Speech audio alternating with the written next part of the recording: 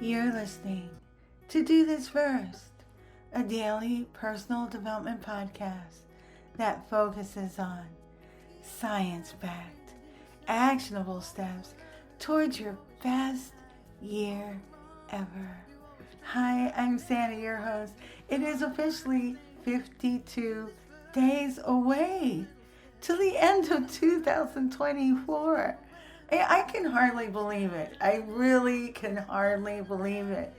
But it is a fact. Today we're continuing with our micro series of Finishing Strong. All the podcast episodes that we've been doing since this summer have been about finishing strong. And one of the ways to really finish strong this year and every year, as I've stated on previous podcast episodes, is to build up your brand, build up your business, absolutely. And yesterday we talked about brand messaging. So the message that you want to convey to your audience, to your current audience, and to your potential audience. Today we're going to talk about the branding keywords that you really need to focus on. This is hugely important if you have an e-commerce site. So in other words, if you have a website where you are selling services, selling products, where people can connect with your content. And even if you don't, if you have social media accounts where you're sharing content, then this is going to be an important episode for you. Let's face it though, even if you've built the best brand ever and have a loyal following, if you don't attract new customers, you'll become stagnant, irrelevant, and eventually lose money. All your hard work will reward you, but you have to keep an eye out for other audiences that can be won over. One great way of doing this is by connecting with relevant keywords. We lightly touched on this topic on episode 301, The Power of Niches, and on episode 307, Social Listening, Tools of the Trade. You can find those episodes hyperlinked at the bottom of my landing page on Do This First.life. So how do you find what you want and or need? I'm seriously, how do you find it? You probably Google it. Even if you ask a friend, you're going to Google their recommendation and conduct more research, right? Absolutely. Your audience is just like you. They're just like me in this regard. They are one of us and are going to Google the words or word to get more information. You want to make sure that when they do that, they find you. One of the ways to make it easy for your audience to find you online is by using the right keywords. One of the most straightforward ways to activate this strategy is to start with your direct competitors. There are a plethora of tools you can leverage to glean this information.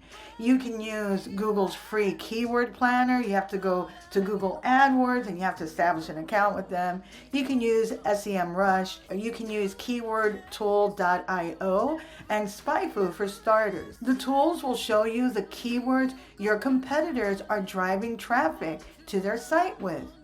Do you see any that are relevant to your brand that you can incorporate into your strategy? Don't neglect your competitors' brand names as well. If you blog, you can incorporate them into your content and reap the search query benefits. It can't be gratuitous though. It has to make sense. You can write a post comparing your product or service with a competitor's offering. You can discuss trends or challenges within your industry and mention competitors as part of your analysis. If relevant, you can include case studies where both you and your competitor have been part of a similar market or customer experience. This showcases your understanding of the market and can attract readers interested in real-world applications and in your product. Consider co-hosting webinars, articles, or interviews with competitors who share a vision for the industry that you're in. This can foster goodwill and can be mutually beneficial for search engine optimization. Create posts that list useful resources, including competitors' products or services alongside your own. Ensure the context is clear though, and you're providing value to your readers instead of just simply promoting competitors. That doesn't work well. The reason why it's important to look at what the top brands in your niche are leveraging as keywords is very straightforward and simple. They are spending tons of money on marketing. I mean tons. Let me give you some facts. In 2023, big companies in the US spent close to $400 billion on advertising and marketing. The top three brands, Procter & Gamble, $4.8 billion. AT&T, $3.8 billion. And Amazon, $3.7 billion. They've done all the research and have engaged search engine experts, ad agencies, and social media strategists to ensure a steady stream of buyers to their site. They've done all the work for us, and all we have to do is pay attention. The advertising spending is part of an overall trend here in the U.S., with U.S. media ad spending crossing the $350 billion mark. And digital advertising is a significant contributor to this total. Another way to find out what keywords your potential customers are searching is to initiate a Google search. I mean, really, it's that straightforward and simple. Search Google for your brand or product and see what comes up. The first page results will tell you who your competition is. Very straightforward. Also look at the autocomplete suggestions. This will tell you what phrases your potential customers are searching for. For example, if you put in widgets, see what Google wants to complete that statement with. If it says widgets manufacturers, widgets US, widgets small components, I mean, it could be anything. Pay close attention to that because those are usually the popular phrases that are searched. As niche marketers, which we all are, if you have a product or services out there, it doesn't matter what industry, you are a niche marketer. Leveraging the strategies and insights of the big box brands, the major brands like the Amazons of the world, is both practical and advantageous, as most decisions at that level are data-driven.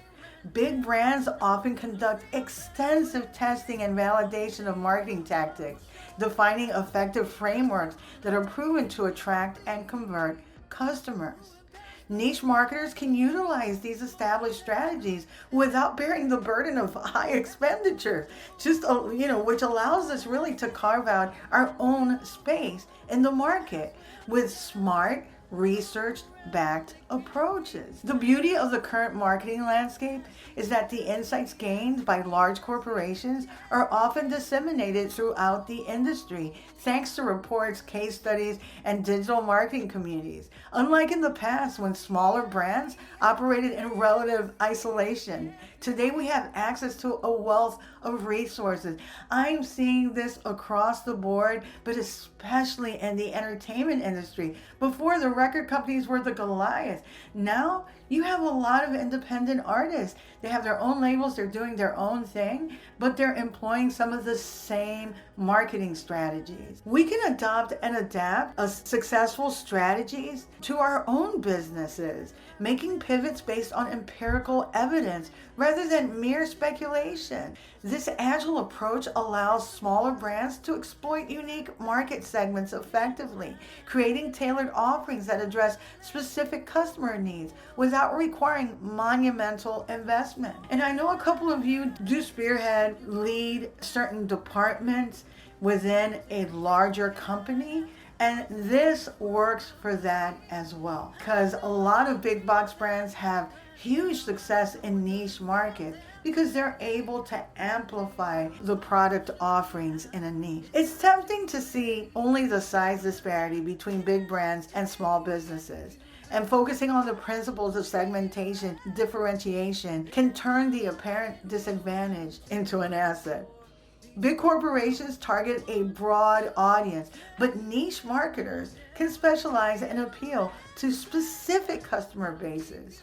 Research by the Content Marketing Institute highlights how companies that excel in content marketing produce significantly more leads than those that do not. That indicates that a focused approach can yield substantial returns no matter what size your company or brand is. The methodologies of big brands can be applied in a narrower scale and can create deeper connection and customer loyalty in ways that larger corporations often fail to accomplish because they're so huge. Historical data supports this approach as well. Numerous success stories in marketing illustrate how smaller brands have adeptly leveraged the foundational work of larger firms like the Dollar Shave Club. Identify the gaps in a larger brand and run with it. Smaller niche brands thrive not because they outspend competitors. You really can't even compete with huge big box brands like the Amazons of the world. But smaller niche brands do thrive because they answer a particular need in the marketplace. They intelligently adapt existing strategies to resonate with their unique customer personas. They capitalize on the groundwork laid by industry giants, utilizing tailored approaches that eliminate the need for lavish spending while maximizing customer engagement and ultimately boosting sales. Your audience wants you to solve a problem for them. People are looking to solve a problem.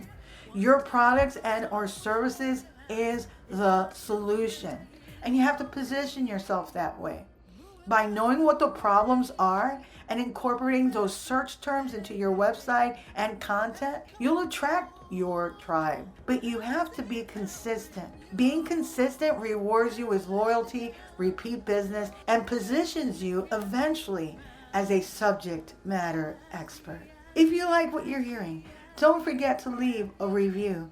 You can also read a full transcript of this podcast episode and all of my podcast episodes on my blog, Do This First.life. Sign up for my weekly newsletter where I cover a lot of the emerging scientific research on brain health, professional and personal development, and the neurosciences. I also throw in some marketing tidbits in there as well. You can also listen to all of my podcast episodes on my blog, and you can listen to most of them on my YouTube channel. And my handle there is @Do This First. Tomorrow, we will continue with our micro series of finishing strong.